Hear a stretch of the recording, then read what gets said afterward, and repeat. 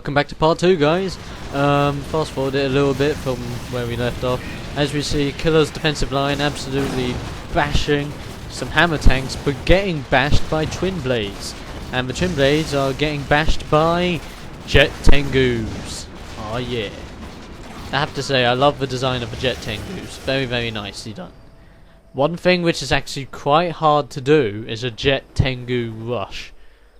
I will promise to you guys I will attempt one, and if it's a good one, I will then post it on YouTube, but if it's not that good, I probably won't, because it'll be a pain in the arse to try and do it, but I'll still try.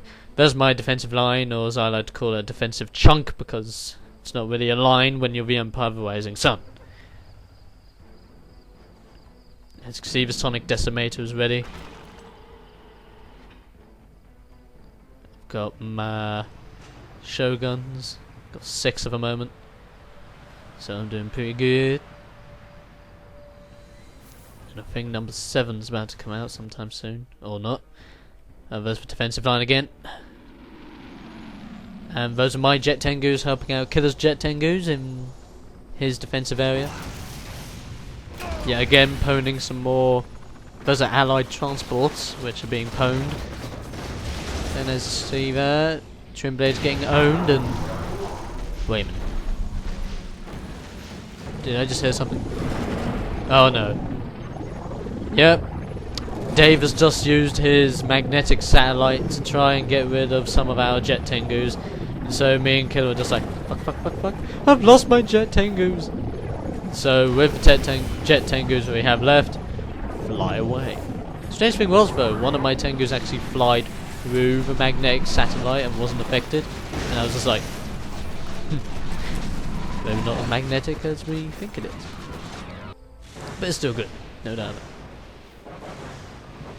So here, Apollo fighters and Vindicators coming again, getting pwned by anti-air and taking out one of my anti-air base defenses, but that's no problem. And my oil derricks getting attacked, damn them. Don't know where from though. But oh well, I thought I saw something there, but never mind. And as you can see here, Dave's long line of units consisting of hammer tanks, flak troopers, conscripts, and any other things he can get a hold of are going back and forth from his base to Killer's base. And as you can see, he has an iron curtain, so he might be using that in a little bit. As you can see, there's my Shogun battleships, but they're north of my base, and north of my dock, which has one more Shogun outside of it. Mainly because I like positioning my units outside, nowhere near my base, so that if the enemy comes to attack, or if I go to attack the enemy, it's like a hit and run type of thing, and then they go to my base thinking that, oh no, my units are going to be in my base, when they're not, and he's just like, oh, where have his Shoguns gone? It's a very good tactic, I must say so myself. Yeah, again, the towers are doing some brilliant jobs. That multi-gunner AFV has just got that healing crate for no reason whatsoever, because it wasn't even damaged. Idiot. As you see now, a couple more Shoguns join the party, and that makes 9 so far. I think I have one more, then I am going to go for Jeff's base. And there's my last Shogun. Okay, now back to Killer's defensive line, where pwnage is still happening. Twin Blades again shot down, and that Twin Blade was trying to transport a sickle, but epically failed. As you can see right here, got some more pwnage thanks to those towers, which literally pwn. And oh no, you've got Killer's Shogun battleships going towards the enemy's base. Now he's customized his Shoguns so that they're using their secondary ability at the moment, which is their, I do believe it's called their shunt ability or something like that, where they don't use their main cannons and put all their powers in front of them, so that when they move forward they literally shunt past anything and wreck them for good. comes within range of that ore collector, completely and utterly destroys it. And he's going to wait here for a while because he's got a few more Shoguns on his way. And here are my Shoguns. What are they attacking? A Hydrofoil. And as I said, Shoguns aren't the best units to attack moving targets. And as you can see, they might be shooting a lot of fire in that Hydrofoil's general area. But that Hydrofoil is getting away with barely any damage done to him whatsoever. Cryocopters just go away for some strange reason. Why? Leaving my Shoguns to storm straight into the Allies' general area. While I'm moving in that general area, Killer 4716 is doing reponage in his base. There's a Kirov. It might be a little problem for Killer's base, but Killer and my Jet Tengus can deal with it, no problem. Hammer Tank goes boom. A few more shots fire at some other random units. That Kirov's starting to annoy me. And my Shoguns are moving in close to the Allied base, and they attack when the Cryocopters begin to start shrinking my Shoguns, making them faster. Thus, you're helping me, you douchebag. If you had something that could crush them, then I would be worried, but he doesn't, so I wasn't worried at all. He's just increased the movement speed. The only other bad thing is that once they shrink a unit and then they try to freeze your units, they're easier to freeze when they're shrunk. So that kind of sucks. Yeah, again, it's really funny when you have a minimized MCV and it turns into a minimized Conyard. That's just hilarious. You can see the Defense Bureau is down, power plant is down, things are about to go down. There you go, refinery down. And Shoguns are poning and owning, and as you can see, his Cryocopters are actually doing smart things now.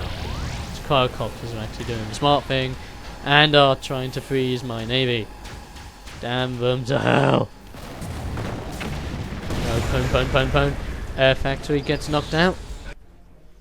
And I think that's when I told my Shoguns to go back, mainly because I wanted anti-air and I was making anti-air at the time, but because I couldn't really get my anti-air there in time due to the fact I had so many Cryocopters, I chose to retreat what Shoguns I had left to my main base for a quick repair and a quick regroup of all the units. See a couple of them moving out, a couple of them still a little bit frozen. Enemy's base is practically destroyed, but he does have that proton collider still, and he still has that war factory. And one thing you do want to do is take out a guy's Conyard, then take out his refinery. I didn't take out his refinery followed by his Conyard, and as you can see there, that super reactor was placed in a stupid place. That super reactor was placed right next to a barracks and a war factory. Once that was destroyed, the barracks and the war factory went boom along with it, and the Iron Curtain and the Conyard were half destroyed at that. How stupid can you get? That's the only problem with the super reactor. You need to put it in a place where, if it does get destroyed, it won't do any damage to any nearby units or structures. But that's actually quite hard.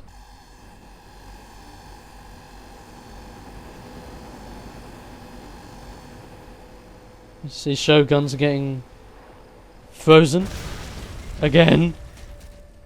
Oil derricks are getting destroyed thanks to Killer 4716s. Shoguns. Bang, bang, bang, bang, bang, bang. There you go.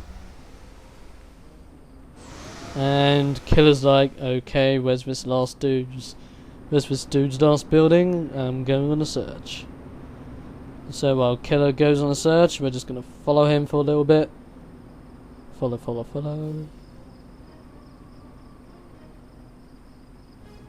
Possible strategies that I am planning to bring out are mainly rushes so far. And by the way, for those people that liked the random battles that I had ages ago, back in the Tib War days, I'm bringing back the random battles, but But no longer random battles, but epic battles. Because everything we do now is epic. So, yeah. And see, the Allies have another MCV now. So that was my big mistake, leaving that war factory alive. So he's got another MCV. But where's he gonna put it? Nobody knows yet. Proton colliders do a bit. There's my final squadron. Which is flying in, zapping some people, and crash landing all over the bit. Barely doing anything, mind you. Cryocopters are still freezing my Shoguns. Shoguns are still being made, and this will be concluded in part 3.